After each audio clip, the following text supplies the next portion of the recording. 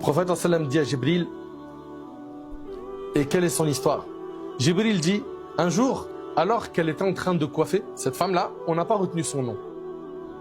Mais son histoire est exceptionnelle. Cette femme, elle était en train de coiffer la fille de Pharaon. Et le peigne, il est tombé de ses mains. Elle a dit Bismillah. D'accord? Elle a dit Bismillah pour le récupérer. Sa fille, elle lui a dit Allah, qui? Mon père? Elle lui a dit non, pas ton père. Allah, mon Seigneur, ton Seigneur et le Seigneur de ton père. La fille, elle est étonnée.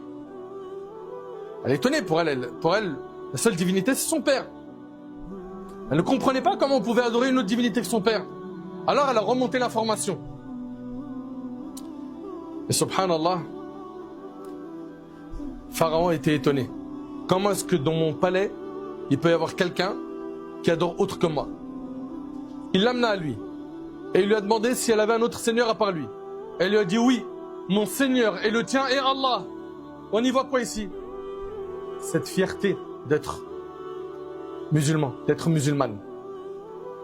Cette foi ancrée, forte, qu'elle avait dans le cœur.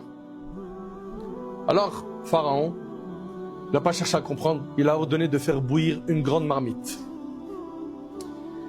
qu'il fit mettre devant elle. Puis il ordonna qu'on la jette, elle et ses enfants. Un criminel de première classe. Pharaon était si cruel qu'il voulait pousser la perversité à son summum.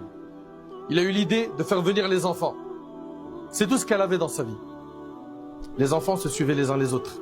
Et ils ne savaient rien de ce qui les attendait. Ils regardaient autour d'eux sans comprendre ce qui se passait.